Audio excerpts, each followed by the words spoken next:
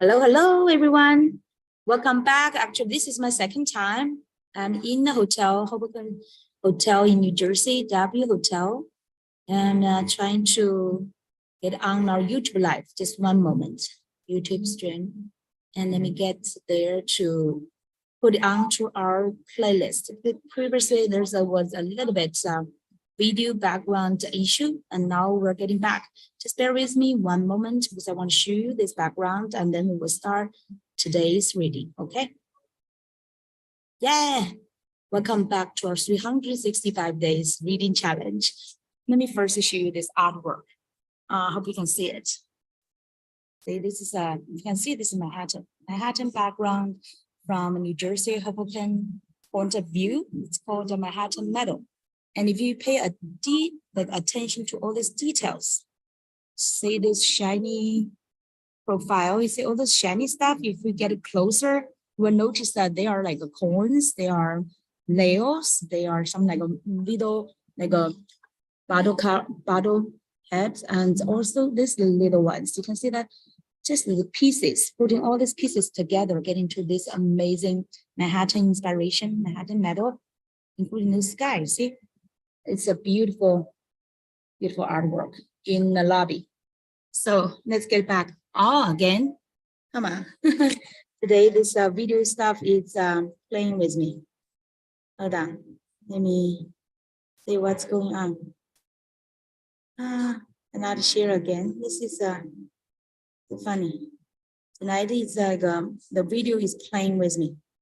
Just bear with me, but I believe that you can still hear me. So integrate the web camera.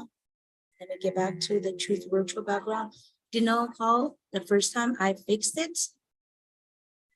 Now let me start again. Okay, we're back. Ooh, this time quicker. Thank God. So I will not play around with you with this kind of a camera. I don't know what's going on, but today, it's jumping between. Okay, I guess there's some, maybe, let's see. Maybe some, I don't know if it's because of the internet issue, because I'm in the hotel lobby. Maybe that's why. Let's see. Choose the background. Yeah, everything looks fine. Let's say if just ignore that, okay? If the camera keep jumping back and forth, we will come into the Secret Experts by Brunson, the founder of ClickFunnels, and today we are getting to secret number 9, false belief patterns. This is a new one. Remember yesterday we did all those Epiphany bridge story. I love that chapter. That's the questions and also the stories, answering those 8 questions. I hope you get that part. Definitely don't miss that. That's the core of the book. Now, the number 9, false belief patterns. And there's quite some interesting cartoon pictures here. Let's see. Chains of false belief, experience to the story, and then to new Epiphany bridge. We all create belief systems that support our decisions. I hope it's okay. Maybe even though the quality, the camera quality, I did not bring my Logitech, the integrated webcam. This computer embedded camera. I hope it's okay. It's working. And there is some background music from the hotel lobby. I hope you can still hear me. We've been doing it pretty much from the day we were born. Those belief systems form the foundations for our lives. We create these beliefs to keep us safe and to safeguard our status. By the way, yeah, I almost forgot to mention, right? Today we had a birthday celebration. It's a long day. It's like starting from the morning with all this kind of intensive study, and then take financial certificate exams and renew the license, everything like that's my side hustle, financial business, services planning business. And but it's also very interesting. It's very challenging, but also it's like it's a graceful day. It's very graceful day. And even though I meet quite many small challenges, but we made it down the last day by my birthday. And my friend come from Hong Kong, and we gathered together. Many years we've not gathered, and so it's a great time again. And also a big feast with the family. We went to the hot pot, and and we did the kids that for a long time. And it's like everything today, nothing is like totally smooth. But all this kind of, the grace, the flows. And if you have, like I said, if you have a love and a gratitude inside of your heart, everything will turn out to be just right. Like now I'm so grateful that I'm now inside the lobby of the hotel. My friends falling to sleep already, and I could keep doing what I promised to do, right? This is our 138th day, our challenge. So let's continue, okay? With this nice hotel background. Okay, when I'm trying to sell someone on my new opportunity, almost instantly their subconscious mind will start thinking about all the reasons it isn't possible or why it won't work for them. The bad news is that these beliefs can be really strong. Do you remember those times? Kids have all these kind of background stories or self-talk, negative talk. Let me show you how these beliefs are created. It all starts with an experience. Yeah, all around, like when you were kids, they had no any kind of a impression like, if this thing will work or not. But after you experience so many negative experiences, right, especially rejections, objections, then you will think it's impossible, right? We'll have that impossible of kind of experience. It could be positive or negative, but immediately after they have that experience, their mind quickly creates a story about what that experience meant. Our brain then takes that story we created and it becomes a belief. It's pretty simple. Yet that process has happened tens of thousands of times in your life and has created the person you are today. That old programming. It's interesting that two people can have the exact same experience, but because of the story they created, it affected the beliefs about it. So you have to understand that when you speak to people about your new opportunity, they will bring thousands of preconceived beliefs with them that you have to combat if you are going to make the sale. The good news is that when you know what those false belief patterns are and you understand the experiences and the stories that your prospects have created in their minds, you can actually use Epiphany bridge stories to replace their old stories, break their false beliefs, and create new ones. Here is a fun exercise to demonstrate how this works. So step 1, what false chains of belief might your potential customer have about your new opportunity? For example, if you are in network marketing or multi-level marketing, a false chain of belief might be something like, if I joined a network marketing MLM program, I could lose my friends. Or if your opportunity is about weight loss, if I try to lose weight, I'm going to be miserable. If you are not able to think of false beliefs that your potential prospects might have, think about the false beliefs that you had before your big epiphany. Exactly, it's just like you may have the similar experience. You had those false beliefs before, and then how you get to that epiphany. Step 2. So let me put those underline. What false chains beliefs might you experience? Okay. Number 2, now that you have the false belief, the next step is to figure out what experience they had in their lives that caused the false beliefs. So now is the experience. First is the false belief. So false chain of belief. What is the most likely experience your prospect had that caused this belief? One time I joined an MLM. I tried to sign up my parents and they got mad. I tried to lose weight last year, had to cut out carbs, and I was miserable. So all this kind of experience. Step 3. What is a false story? They are telling themselves. Now that's creating doubt about your new opportunity. The false story. My story is that people have to bug their friends and family to have success in network marketing. The next one is my story is that I have to give up some things that make me happy if I want to lose weight. So all those false story. Step 4, now it's your job to find an epiphany bridge story, usually in your own life, but it can also work if you share someone else's story. That shows how you once had a similar belief, but because of this new story, you now have a new belief pattern and that the old story you were telling yourself was wrong. I also thought I had to give up friends if I joined an MLM, but then I learned that you can actually generate needs online. The internet is full of people who wants to join my program, so I can grow my team without involving my friends or family.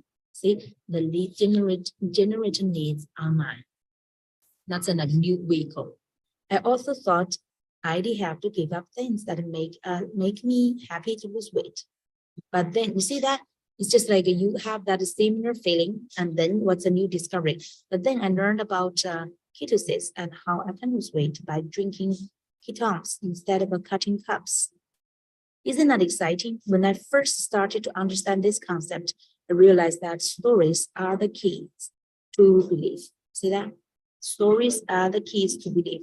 I remember our mentors like Tony Robbins, Dean Course, they love to, especially Tony Robbins, UBW, Unleash Your Power Within, that famous event, live event, he always teach us how to change your story. Figure out who you are and also change your story. If you change your story, you change your identity. Okay, so if I can identify people's false beliefs and tell stories that show them the truth, I didn't need to sell them anything. The stories lead people to the right belief, and they sell themselves. Okay, so the stories. Number 4, that's the stories. So number 3 is the false story, and number 4 is the Epiphany bridge story. That's the truth story. Okay. So the first one is a false chain of belief, the second one is experience, and then false story, and Epiphany right story. If you've ever heard me speak, you know I share a lot of stories. Actually, like Russell is really king of stories. In fact, during a recent presentation, one of my friends counted how many stories I told within the first 16 minutes. I had guessed the number might be 10 or so. He did not count it by himself, but the total ended up being over 50, almost 1 per minute. Some longer stories may take anyway from 5 to 10 minutes, while others are often less than a minute. Wow, I did not count that, but I know he's a great in storytelling. So over 50. Ooh, in 60 minutes. So it's great. I now have a threshold I could measure. But the key is I use a lot of stories when I'm speaking. They break false beliefs and rebuild the new beliefs. People need to make a change. And that is why it's essential for you to start building up your inventory of stories. Here's how you do it. Okay, inventory of stories. So far, I just summarized the 2 stories. That's okay, the false belief patterns. See, there are these 4 steps and also there's 4 components, right? See, from the first one is the chains of false beliefs. There's a list of those stories. And each step you have stories. The step 2 is the experience, your negative experience, right? Some stories. And then the story, your false stories. And then finally, new Epiphany bridge story. Wow. So quickly, today I will not read so much. Oh, this is actually a short chapter. We can finish it quickly. Step 1, list all the false beliefs your customers might have related to your new opportunity. If you struggle trying to figure them out, think about the false beliefs you had before you got started on this path.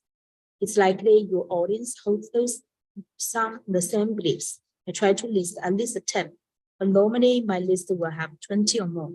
So, okay, for exercise purpose, we will put 10. So this one, I will do that offline. This weekend, I could do this for the chain of false beliefs. And let's say, we used to have a lot of like money false beliefs, right? We think, oh, making money is difficult. Money is evil. How many of you have that, right? Like this money, making money. Let's say, money means like making money means like a sacrifice, right? Or become successful means also sacrifice. You cannot have other life part, like a balance of your life or quality time with your family. Things like that. Okay. Like step 2, what experience might have caused those false beliefs? List an experience for each false beliefs on your list.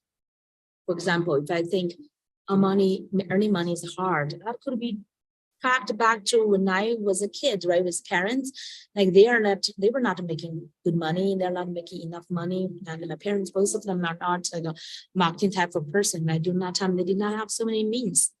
so many like measures or ways to make money. So in my family, we just feel like, oh, those people will make a big money, they have a fortune, whatever. But we are not that kind of people.